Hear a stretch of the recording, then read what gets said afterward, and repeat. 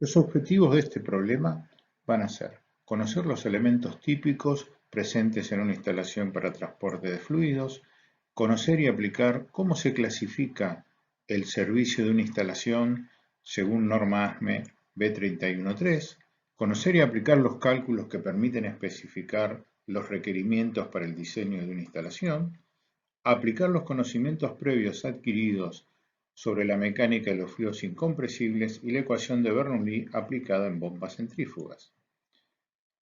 También poder calcular las pérdidas de presión en cañerías y accesorios y finalmente poder practicar el dibujo y las representaciones típicas de este tipo de instalación. El planteo del problema nos muestra el fluido a manejar, cómo va a ser la operación, las temperaturas máximo y mínimo de trabajo, a qué norma debemos atenernos y nos indica algunos de los cálculos que deberemos hacer. Finalmente, también nos está entregando un esquema de la instalación. Para comenzar, podemos determinar el peso específico del fluido. También se puede calcular el caudal que se manejará en función de cómo va a ser la operación. Esto nos permite, junto con el esquema básico que tenemos del sistema, poder establecer una altura aproximada de bombeo. Si aceptamos hasta un 20% de pérdida de carga, podemos establecer y ponerles números a esta altura estimada de bombeo. A partir de esto, se podría determinar con el caudal, la altura de bombeo y el peso específico del fluido, podemos llegar a determinar una potencia estimada en la bomba que vamos a seleccionar. Finalmente, en esta etapa, podemos también, adoptando una velocidad de circulación de 2 metros por segundo, un diámetro para comenzar a trabajar. Para continuar, es importante poder armar un esquema lo más completo posible de la instalación, indicando las dimensiones, pero fundamentalmente tratando de establecer cuáles van a ser todos los accesorios y elementos que deberá contar. En este slide indicamos algunos links y apuntes ya dados por la cátedra para que se pueda configurar este esquema. Uno de los puntos solicita clasificar el servicio según la norma. Para esto debemos tener a mano los datos de caudal, presión máxima, rango de temperatura. Es muy importante tener en cuenta cuántas veces va a arrancar y parar el sistema, o sea, determinar cuántos van a ser los ciclos de arranques y paradas durante la vida del sistema y hacer su cálculo a partir de, por ejemplo, en este caso, cuántas veces opera la planta. A todo esto le tenemos que sumar la hoja de seguridad del producto y para así poder clasificar en base a la figura M300 de la norma. Al analizar la hoja de seguridad del producto, vamos a encontrar la identificación de los peligros, donde claramente este producto, la soda cáustica, es realmente peligrosa. Algunos datos ya nos empiezan a aparecer, como por ejemplo que puede ser corrosiva a los metales, que provoca graves quemaduras en la piel y lesiones oculares, que es nocivo al contacto con la piel, que puede irritar las vías respiratorias y que es nocivo para los organismos acuáticos. También encontraremos datos sobre, en el caso de un accidente, cómo proceder con los primeros auxilios. Con estos datos podemos entrar a la guía de clasificación. La primera pregunta es si se trata de un servicio de alta presión. Claramente en este caso no, porque está muy por debajo de las 2.500 libras por pulgada cuadrada definidas por la norma, que equivaldrían aproximadamente a 175 kilogramos por centímetro cuadrado. Ya sabemos que no es un servicio de alta presión. La siguiente pregunta es si el fluido es tóxico. De los datos de la hoja de seguridad podemos concluir de que sí. En el próximo cuadro se nos pregunta si una pequeña exposición a una cantidad de fluido puede producir daños serios e irreversibles. Podemos decir que sí. En la siguiente etapa, las normas nos permiten trabajar con nuestra experiencia y nos pregunta si, de acuerdo a nuestra experiencia, podríamos proteger al personal involucrado de la exposición al fluido. Si trabajando con el layout y los sistemas de seguridad pudiéramos contestar que sí, vamos a poder salir a la derecha del cuadro. Esta condición nos va a permitir diseñar de acuerdo a una clasificación de fluido normal, ya sea que optemos por cañerías metálicas o cañerías no metálicas. Tendremos que ver lo que se indica en cada capítulo de acuerdo a nuestra selección. También tendremos que tener en cuenta si el cliente nos solicita que no solamente sea fluido normal, sino que también se trate de una instalación para fluidos de alta pureza. Si en cambio no podemos hacer esa protección ni modificar el layout para anular el peligro, deberemos seguir hacia abajo del cuadro que nos consultaba y nos deriva a que el servicio que debemos categorizar será de categoría M. Finalmente, también es conveniente verificar qué pasa con el delta T y con el número de ciclos que va a tener nuestra operación, que en este caso no va a implicar condiciones severas, por lo tanto, la norma nos estaría cubriendo. Como conclusión, podemos decir que si a través de nuestro layout y de las protecciones podemos asegurar eliminar el peligro de la toxicidad del fluido frente a exposiciones del personal, podríamos clasificar el servicio como normal.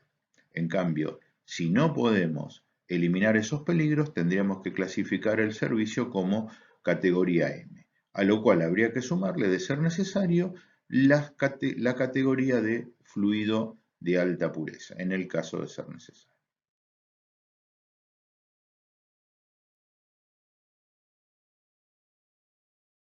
Ya tenemos clasificado el servicio. Ahora vamos a trabajar sobre los materiales que podemos utilizar. Para eso comenzaremos analizando en la hoja de seguridad qué nos dice sobre esto. El punto de condiciones de almacenamiento nos indica que se puede utilizar acero al carbono o acero inoxidable cuando la temperatura es inferior a 60 grados.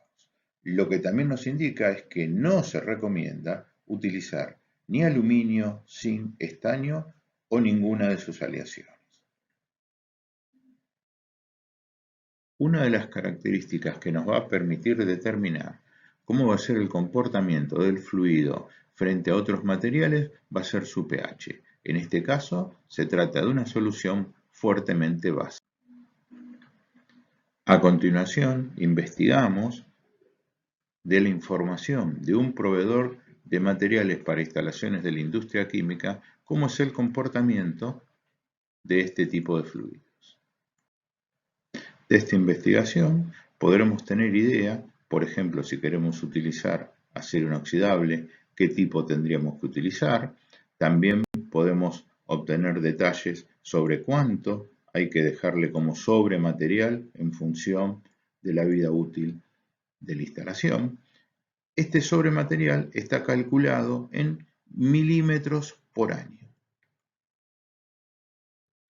De la información entregada por el mismo proveedor, podemos identificar cuáles son los materiales que ellos recomiendan para la utilización en cañerías y que se encontrarían disponibles para los aceros inoxidables establecidos en la información vista anteriormente. Si queremos continuar trabajando con la norma, podemos ir a la tabla A1 que nos va a indicar los esfuerzos permitidos en función de la temperatura. En la hoja correspondiente a aceros inoxidables para tuberías y tubos, localizamos los materiales propuestos por nuestro proveedor y podemos determinar en función de la temperatura de trabajo el valor de el sigma admisible. Este valor de sigma admisible nos va a permitir calcular en un paso posterior el espesor de la cañería.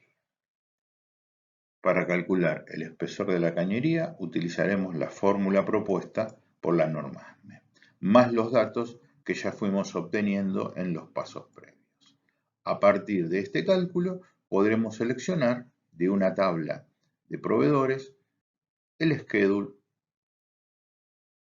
de la cañería que utilizaremos. Para seleccionar los accesorios utilizaremos la norma ASME B16. En las tablas, donde para los distintos materiales las normas nos indican qué presión pueden soportar en función de la temperatura, buscamos los materiales previamente seleccionados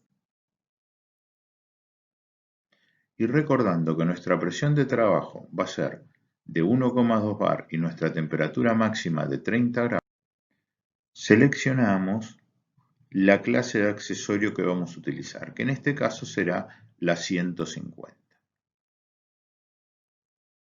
Para esta norma, la clase 150 es la más liviana. De catálogos comerciales, identificaremos los materiales y los distintos accesorios que vamos a necesitar. Para poder retomar el desarrollo de la instalación, vamos a recordar algunos datos que ya tenemos. Vamos a trabajar con soda cáustica, que tiene pH 14, una densidad de 1,54 gramos por centímetro cúbico. Nuestra temperatura de trabajo va a estar entre 20 y 30 grados. Vamos a realizar una instalación para una vida útil de 10 años. El caudal que vamos a manejar es de 0,111 metros cúbicos por segundo, que equivalen a 40 metros cúbicos hora. La velocidad adoptada va a ser de 2,5 metros por segundo. En una primera aproximación, la altura de bombeo va a ser de 1,1 kilogramos por centímetro cuadrado o 11 metros de columna. La instalación deberá soportar 120.000 ciclos en su vida útil. La instalación podremos hacerla como servicio normal, si podemos tomar las precauciones adecuadas a diseñar el layout, o si no, tendremos que proyectarla como servicio tipo E. Utilizaremos accesorios de la clase 150, diseñaremos con cañería de acero inoxidable y el schedule lo obtuvimos del cálculo anterior.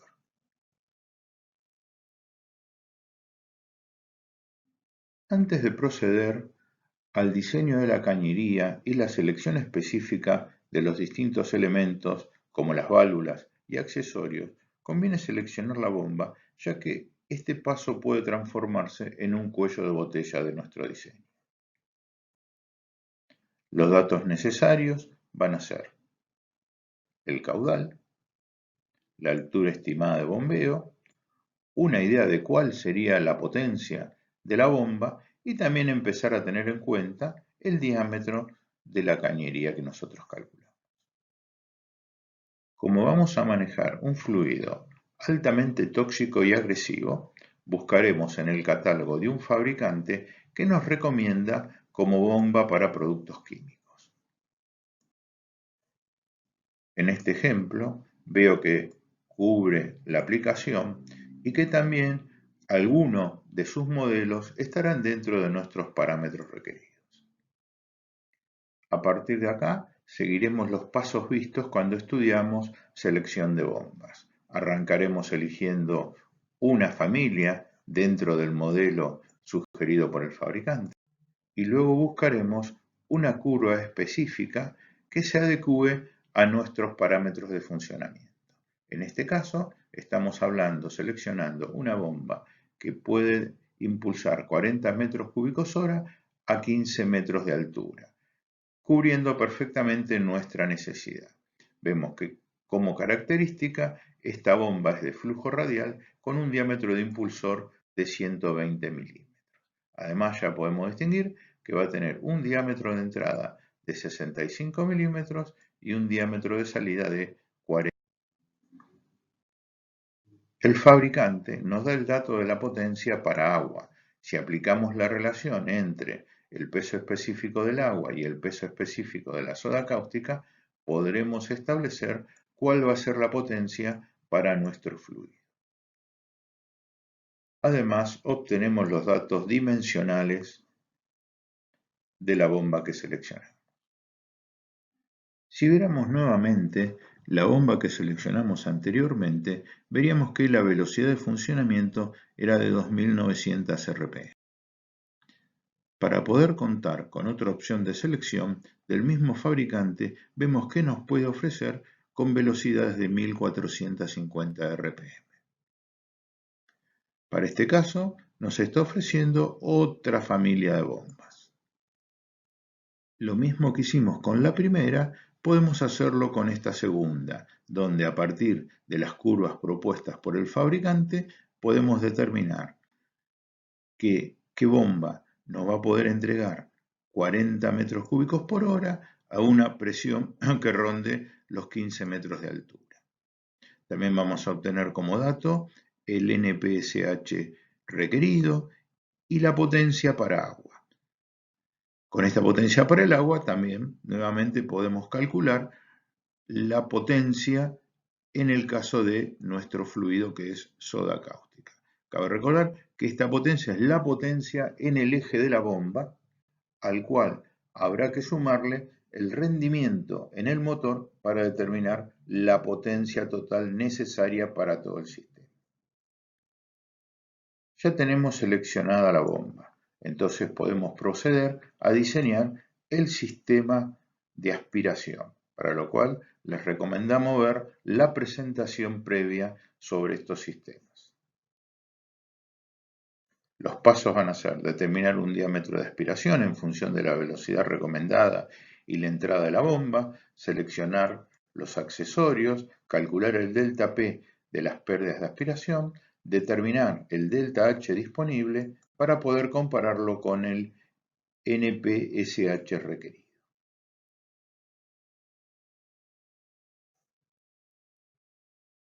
De igual forma, procederemos con la línea de impulsión, donde también recordamos que hay una presentación previa sobre el diseño de esta parte de la instalación. Por último, retorno a la instalación completa para calcular la altura total del sistema. Esta altura total la voy a obtener a partir de sumar las pérdidas en la línea de aspiración más las pérdidas en la línea de impulsión, sumado a la altura geométrica que tengo que elevarme. A partir de ahí voy a verificar si las pérdidas totales están de acuerdo con lo que yo había estipulado como aceptables, que en este caso eran del 20%.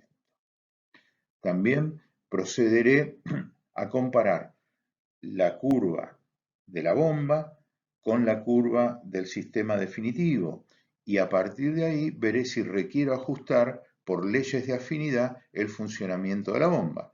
Por ejemplo, podría ajustarlo regulando la velocidad de la misma. Finalmente, una vez establecido ese punto de funcionamiento, podré calcular la potencia en el eje de la bomba para elegir el motor necesario.